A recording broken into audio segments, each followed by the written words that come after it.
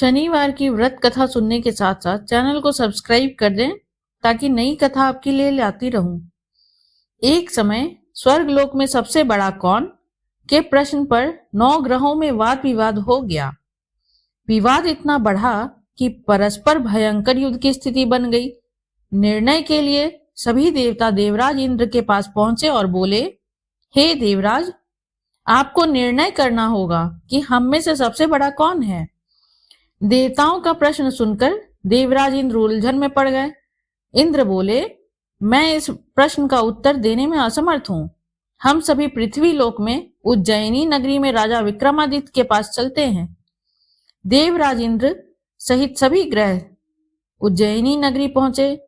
महल में पहुंचकर जब देवताओं ने उनसे अपना प्रश्न पूछा तो राजा विक्रमादित्य भी कुछ देर के लिए परेशान हो उठे, क्योंकि सभी देवता अपनी अपनी शक्तियों के कारण महान थे। किसी को भी छोटा या बड़ा कह देने से उनके क्रोध के प्रकोप से भयंकर हानि पहुंच सकती थी।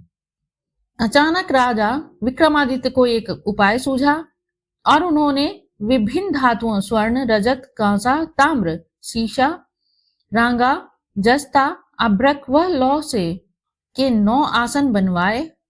धातुओं के गुणों से अनुसार सभी आसनों को एक दूसरे के पीछे रखकर उन्होंने देवताओं को अपने अपने सिंहासन पर बैठने को कहा।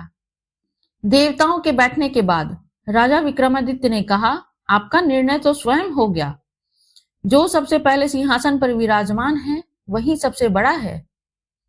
राजा विक्रमादित्य के निर्णय को सुनकर शनि देवता ने सबसे पीछे आसन पर बैठने के कारण अपने को छोटा जानकर क्रोधित होकर कहा, राजा विक्रमादित्य, तुमने मुझे सबसे पीछे बैठाकर मेरा अपमान किया है। तुम मेरी शक्तियों से परिचित नहीं हो। मैं तुम्हारा सर्वनाश कर दूंगा। शनि ने कहा, सूर्य एक राशि पर 1 महीने, चंद्रमा 2.25 दिन, मंगल 1.5 महीने, बुध और शुक्र 1 महीने, बृहस्पति 13 महीने रहते हैं, लेकिन मैं किसी राशि पर 7.5 वर्ष तक रहता हूं। बड़े बड़े देवताओं को मैंने अपने प्रकोप से पीड़ित किया है। राम को 7.5 के कारण ही वन में जाकर रहना पड़ा और रावण को 7.5 के कारण ही युद्ध में मृत्यु का शिकार बनना पड़ा। राजा, अब तू भी मेरे प्रकोप से नहीं बच सकेगा। इसके बाद अन्य ग्रहों के देवता को प्रसन्नता के साथ चले गए, परंतु शनिदेव बड़े क्रोध के साथ वहां से विदा हुए। राजा विक्रमादित्य पहले की तरह ही न्याय करते रहे। उनके राज्य में सभी स्त्री पुरुष बहुत आनंद से जीवन यापन कर रहे थे। कुछ दिन ऐसे ही बीत गए। उधर शनि देवता अपना अपमान को भूले नहीं थे। विक्रमादित्य के बदला लेने के लिए एक दिन शनि देव ने घोड़े के व्यापारी का रूप धारण किया और बहुत से घोड़ों के साथ उज्जैनी नगरी पहुंचे। राजा विक्रमादित्य ने राज में किसी घोड़े के व्यापारी के आने का समाचार सुनकर तो अपने अश्वपाल को घोड़े खरीदने के लिए भेजा। घोड़े बहुत कीमती थे। अश्वपाल ने जब वापस लौटकर इस संबंध में बताया तो राजा विक्रमादित्य ने स्वयं आकर एक सुंदर व शक्तिशाली घोड़े को पसंद किया। घोड़े की चाल देखने के लिए राजा उस घोड़े पर सवार हुए तो वह घोड़ा बिजली की गति से दौड़ पड़ा। तेजी से दौड़ता घोड़ा राजा को दूर एक जंगल में ले गया और फिर राजा को वहां गिराकर जंगल में कहीं गायब हो गया। राजा अपने नगर को लौटने के लिए जंगल में भटकने लगा, लेकिन उन्हें लौटने का कोई रास्ता नहीं मिला। राजा को भूख प्यास लग गई। बहुत घूमने पर उसे एक चरवाहा मिला। राजा ने उससे पानी मांगा। पानी पीकर राजा ने उस चरवाहे को अपनी अंगूठी दे दी। फिर उससे रास्ता पूछकर वह जंगल से निकलकर पास के नगर में पहुंचा। राजा ने एक सेठ की दुकान पर बैठकर कुछ देर आराम किया। उस सेठ ने राजा से बातचीत की तो राजा ने उसे बताया कि मैं उज्जैनी नगरी से आया हूं। राजा के कुछ देर दुकान पर बैठने से सेठ जी की बहुत बिक्री हुई। सेठ ने राजा को बहुत भाग्यवान समझा और खुश होकर उसे अपने घर भोजन के लिए ले गया। सेठ के घर में सोने का एक हार खूंटी पर लटका हुआ था। राजा को उस कमरे में छोड़कर सेठ कुछ देर के लिए बाहर गया। तभी एक आश्चर्यजनक घटना घटी। राजा के देखते देखते सोने के उस हार को खूंटी निगल गई। सेठ ने कमरे में लौटकर हार को गायब देखा तो चोरी का संदेह राजा पर ही किया। क्योंकि उस कमरे में राजा ही अकेले बैठा था। सेठ ने अपने नौकरों से कहा कि इस परदेसी को रस्सियों से बांधकर नगर के राजा के पास ले चलो। राजा ने विक्रमादित्य से हार के बारे में पूछा तो उसने बताया कि उसके देखते देखते खूंटी ने हार को निगल लिया था। पर इस पर राजा ने क्रोधित होकर चोरी करने के अपराध में विक्रमादित्य के हाथ पांव काटने के आदेश दे दिए। राजा विक्रमादित्य के हाथ पांव काटकर उसे नगर की सड़क पर छोड़ दिया गया। कुछ दिन बाद एक तेली उसे उठाकर अपने घर ले गया और उसे अपने कोल्हू पर बैठा दिया। राजा आवाज देकर बैलों को हंकाता रहता। इस तरह तेली का बैल चलता रहता और राजा को भोजन मिलता रहा। शनि के प्रकोप की 7.5 पूरी होने पर वर्षा ऋतु प्रारंभ हुई।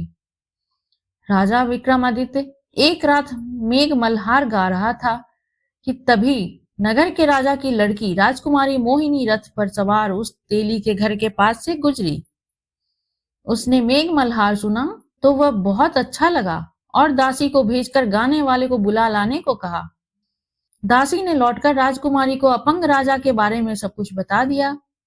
राजकुमारी उसके मेघ मल्हार से बहुत मोहित हुई, अतः उसने सब कुछ जानकर भी अपंग राजा से विवाह करने का निश्चय कर लिया। राजकुमारी ने अपने माता पिता से यह जब बात कही तो वह हैरान रह गए। रानी ने मोहिनी को समझाया, बेटी, तेरे भाग्य में तो किसी राजा की रानी होना लिखा है, फिर तू इस अपंग से विवाह करके अपने पांव पर कुल्हाड़ी क्यों मार रही है। राजकुमारी ने अपनी जिद नहीं छोड़ी। अपनी जिद पूरी करने के लिए उसने भोजन करना छोड़ दिया और प्राण त्याग देने का निश्चय कर लिया। आखिर राजा रानी को विवश होकर अपंग विक्रमादित्य से राजकुमारी का विवाह करना पड़ा। विवाह के बाद राजा विक्रमादित्य और राजकुमारी तेली के घर में रहने लगे। उसी रात स्वप्न में शनिदेव ने राजा से कहा, राजा, तुमने मेरा प्रकोप देख लिया।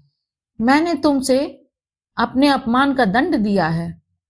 राजा ने शनिदेव से क्षमा करने को कहा और प्रार्थना की, हे शनिदेव, आपने जितना दुख मुझे दिया है अन्य किसी को ना देना।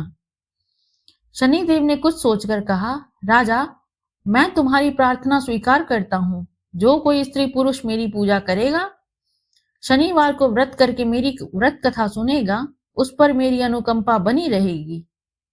प्रातःकाल राजा विक्रमादित्य की नींद खुली तो अपने हाथ पांव देखकर राजा को बहुत खुशी हुई। उसके मन में शनिदेव को प्रणाम किया। राजकुमारी भी राजा के हाथ पांव सही सलामत देखकर आश्चर्य में डूब गई। तब राजा विक्रमादित्य ने अपना परिचय देते हुए शनिदेव के प्रकोप की सारी कहानी सुनाई। सेठ को जब इस बात का पता चला तो दौड़ता हुआ तेली के घर पहुंचा और राजा के चरणों में गिरकर क्षमा मांगने लगा। राजा ने उसे क्षमा कर दिया क्योंकि यह सब तो शनिदेव के प्रकोप का कारण हुआ था। सेठ राजा को अपने घर ले गया और उसे भोजन कराया। भोजन कराते समय वहां एक आश्चर्यजनक घटना घटी। सबके देखते देखते उस खूंटी ने हार उगल दिया। सेठ जी ने अपनी बेटी का विवाह भी राजा के साथ कर दिया और बहुत से स्वर्ण आभूषण, धन आदि देकर राजा को विदा दिया। राजा विक्रमादित्य राजकुमारी मोहिनी और सेठ की बेटी के साथ उज्जैनी पहुंचे तो नगरवासियों ने हर्ष से उनका स्वागत किया। अगले दिन राजा विक्रमादित्य ने पूरे राज्य में घोषणा कराई कि शनिदेव सब देवों में सर्वश्रेष्ठ हैं। प्रत्येक स्त्री पुरुष शनिवार को उनका व्रत करें और व्रत कथा अवश्य सुने। राजा विक्रमादित्य की घोषणा से शनिदेव बहुत प्रसन्न हुए। शनिवार का व्रत करने और व्रत कथा सुनने के कारण सभी लोगों की मनोकामनाएं शनिदेव की अनुकंपा से पूरी होने लगी। सभी लोग आनंद पूर्वक रहने लगे। धन्यवाद।